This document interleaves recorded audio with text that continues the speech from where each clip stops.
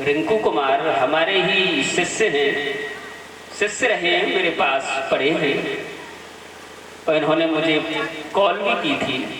तो वो मुझे 100 रुपये और हमारे सभी स्टाफ को 50-50 रुपये देकर सम्मानित कर रहे हैं।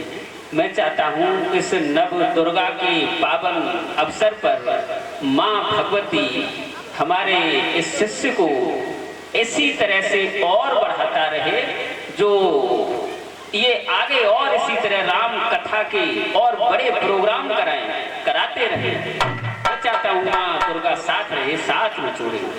तो इस कथा को थोड़ा सा आगे और बढ़ाऊंगा। आधे घंटे पौन घंटे की और कथा है भगवान शिव के विवाह तक की।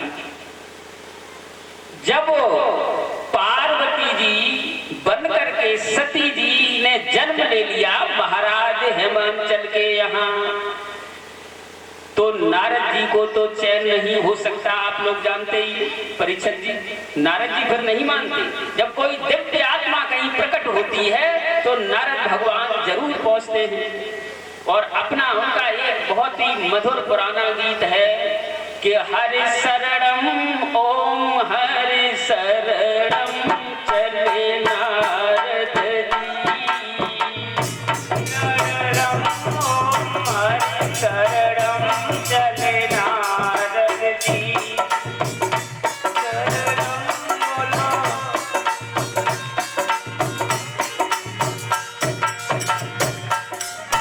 हरि शरणम ओम हरि शरणम चले नारद जी।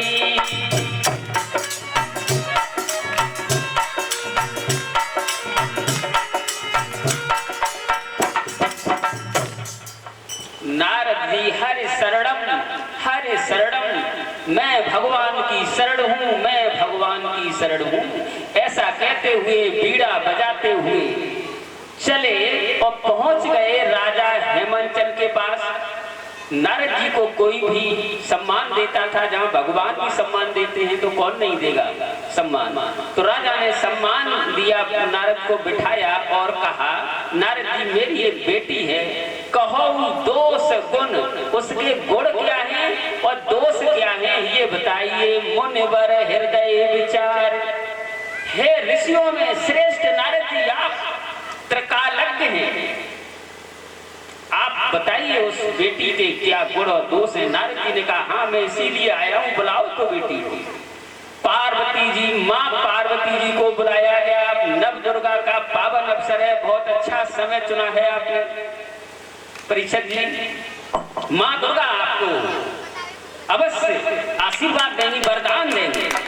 नव दुर्गा का पावन पर्व खुशहाल रहेंगे। जब माँ भवानी को बुलाया, नारद जी के सामने आई तो नारद जी समझ गए, माँ भवानी को सर नवाया। और जब उनका हाथ देखा तो नारद जी ने कहा कि ये जो बेटी है आपकी हेमंचल हो, ये पूज्य सकल जगमाही, ये सारे संसार में इसकी पूजा हो। जय हो जय हो। मेरा आज बेटियों को यही आदेश है, तुम्हें ऐसा आचार करना। मैं अपने गांव की, अपने क्षेत्र की और अपने इस भारत देश की बेटियों से ये कहना चाहता हूँ कि आपका चरित्र इतना ऊंचा हो जाए कि सभी लोग आपकी पूजा करें। क्या बात है, जय हो। बेटियों से हम ऐसे ही आशा करते हैं कि आज बेटियों को हमारे यहाँ माँ दुर्गा का कन्या कहते हैं, उनका रूप माना जाता है, देवी का रूप माना जाता है। बेटियों को बहुत बड़ी जिम्मेदारी। जहां तक मेरी आवाज जा रही है वहां बैठी हुई बेटियां सुने, कोई ऐसा आचरण न करें जिनके कारण हमारे समाज को नीचा देखना पड़े या भारत जो विश्व गुरु है उसकी छवि पर कलंक आए। ऐसा मत करना। जहां तक मेरी आवाज जा रही है, मैं उन अपनी युवा बेटियों को कहना चाहता हूं कि आप पूज्य हो जाएं, हम लोग आपकी पूजा करें, आप ऐसी बनिए। नारद जी ने कहा कि हेमंचल ये होए पूज्य सकल जगमाई, ये लड़की सारे संसार में पूजी जाएगी और यही सेवक कछ दुर्लभ नाई, इसकी पूजा करते हुए सबको सब कुछ मिल जाएगा, कुछ भी दुर्लभ नहीं रहेगा, जो मांगोगे वो मिल जाएगा। ये वो लड़की है। तो मैं अपने देश की बेटियों से कहता, वही लड़की बनना। कोई भी कुछ भी कहीं पहुंच सकता है। ये मत समझिए कि हम नहीं वहां पहुंच सकते। योगी पहुंचता है वहां, योगिनी पहुंचती है वहां। तो जब उन्होंने बताया कि सुता शैल सुलक्षण सुता तुम्हारी, हे शैलराज हेमंचल, आपकी बेटी बड़ी सुलक्षणी है। लेकिन नारद रुक गए, लेकिन कह के। तो हेमंचल ने कहा, भाई लेकिन आगे भी तो बताओ, कुछ गड़बड़ है क्या? कुछ नहीं, कोई गड़बड़ खास तो नहीं है। भाई नहीं, कुछ खास बात तो है। तो उन्होंने कहा आगे बताइए। आगे ये बात है कि सुन हो जे अब गुण दुई चारी, दो चार अवगुण तो है। क्या अवगुण है? कि यगुण यमान मात पितुहीना, उदासीन सब संशय थीना। मंगल भवन मंगल हारी, मोटू दशरथ अचिर विहारी।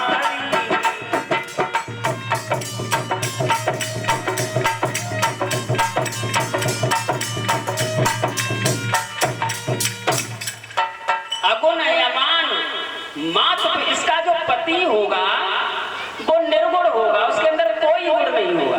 अमान, बड़ा अमानी होगा, उसके अपना कोई मान नहीं होगा, माता पिता भी नहीं होंगे उसके। अगुण अमान मात पितुहीन, उदासीन रहेगा। बैठे हैं तो बैठे हैं, चल रहे हैं तो चल रहे हैं, खा रहे हैं, कोई मतलब आगे पीछे से नहीं होगा। धन संपत्ति नहीं होगी। संशय छीना, संशय रहित होगा। वेद कहता है छिदन्ते सर्व संशया, सभी संशय से हीन होगा। संशय का मतलब यहाँ पर गोस्वामी जी ये नहीं लेते कि हम जो शंका करते वो नहीं है। यहाँ संशय का मतलब है हमारा शरीर जड़ है, आत्मा चेतन है, वही ईश्वर का रूप है, इसमें संशय नहीं है। शरीर जड़ है, मैं ये नहीं हूं, मैं आत्मा हूं, मैं ईश्वर का रूप हूं। इसमें जो संशय नहीं होगा वो है भगवान, वो होगा उसका पता। संशय का मतलब ये हम लोग छोटे मोटे संशय, यहाँ इसकी बिल्कुल भी बात नहीं है। गोस्वामी जी इतनी छोटी बात कभी नहीं लेते। वो कहते हैं संशय हीना, बिल्कुल मैं ब्रह्म हूं, बस उसी में लीन हो, अपने से अपने में होगा, कोई किसी तरह का मतलब नहीं होगा। तो जोगी जटिल या काम मन, योगी होगा, जटिल होगा, जटाधारी होगा, अकाम मन, काम से रहित मन होगा, कामना से रहित मन होगा। नग्न या मंगल वेश, नग्न रहने वाला होगा, ज्यादा कपड़े वपड़े नहीं पहनेगा। मृगशाला मिल गई तो उसी को लपेट लेगा, बस मस्त है। योगी जटिल काम मन नगन अमंगल वेश, अस स्वामी यही कौ मिले परी हस्त अस रेखा। ऐसी रेखा इसके हाथ में है महाराज। ऐसा कह के नारद जी तो चले जाते हैं। हेमंचल से उनकी पत्नी पूछती है क्या? नारद जी ने कहा तो वो बताते हैं। फिर नारद जी से पूछा जाता है कि ऐसे तो ठीक नहीं, हमारी बेटी कितनी सुंदर है, ऐसा पति मिलेगा तो कैसे ठीक नहीं होगा। तो नारद जी कहते हैं कि ये जो गुण मैंने बताए ते सब शिव पे मैं अनुमान है, ये भगवान शिव में है, मैंने ये अनुमान किया। तो अगर जाऊं विवाह संकर्षण होई तो 200 गुण सम कहे सब। अगर इसका विवाह भगवान शिव से हो जाता है तो दोष भी गुण में बदल जाएगा। ऐसे ही भगवान शिव जो दोष को भी गुण में बदल देते हैं। तेहि न भजस्य मति मंद, गोस्वामी कहते हैं ऐसे शिव को जहां विश्व ही अमृत हो जाता है, जहर भी फेल हो जाता है। हलाहल जहर फेल हो गया था परीक्षित महाराज, जब समुद्र में से जो जहर निकला था उसकी ज्वाला से जब सब लोग जल रहे थे, अब ये उसे तो न देवता ले रहे थे न दैत्य ले रहे थे। अब इसे कौन लेगा? तो बोले कि भगवान शिव की आराधना करो, भगवान शिव आज ये तुम ले जाओ। तो भगवान शिव ने उसे पी लिया। तो जरत सकल सुर वृंद विषम करल जहि पान किए, तेहि न भजसि मन मति मंद को कृपालु शंकर सरिस। जो सारा संसार जल रहा था तब उन्होंने वो जहर पी लिया, तो हे मेरे मूढ़ मन, उन भगवान शिव को क्यों नहीं भजता है? आहा जय हो। जो दोषों को भी गुण बना देते हैं, जिनके साथ रहने से टेढ़ा चंद्रमा भी पूजा जाता है। तो मेरे मूढ़ मन, तू क्यों नहीं उनको भजता? गोस्वामी जी कहते हैं अगर विवाह संकर्षण हुई तो हेमांचल ने कहा अब तो भगवान शिव से कैसे विवाह होगा? तो उन्होंने कहा करे जाए तपशैल कुमारी, अगर आपकी बेटी तपस्या करे तब तो भगवान शिव से विवाह हो सकता, नहीं तो नहीं होगा। तो ऐसा सुनकर के तपस्या करे तो माता पिता को दुख हुआ कि छोटी बेटी है, तपस्या के लायक शरीर नहीं है, लेकिन माँ भवानी तपस्या करने के लिए भगवान शिव को पति रूप में पाने के लिए वन में चली गई। काफी समय तक तपस्या करती हैं।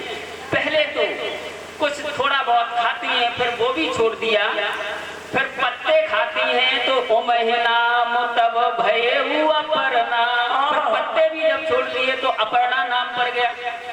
कुछ दिन हवा से जीवित रही, फिर भी जब उन्होंने हवा उसको भी शरीर में रोक लिया, पूरे योग की प्रक्रिया से जब गुजर गई तो उधर भगवान शिव ने सब ऋषियों को भेजा कि पार्वती की प्रेम परीक्षा लो कि पार्वती वास्तव में मुझसे विवाह करना चाहते हैं।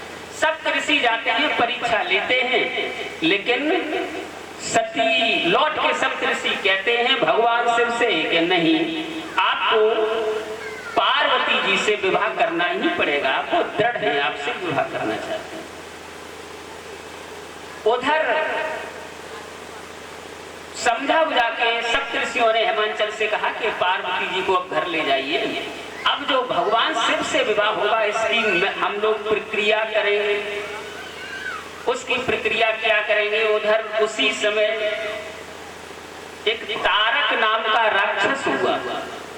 तारक असुर भेवते ही काला, तारक नाम का जो राक्षस हुआ उससे सभी देवता परेशान थे।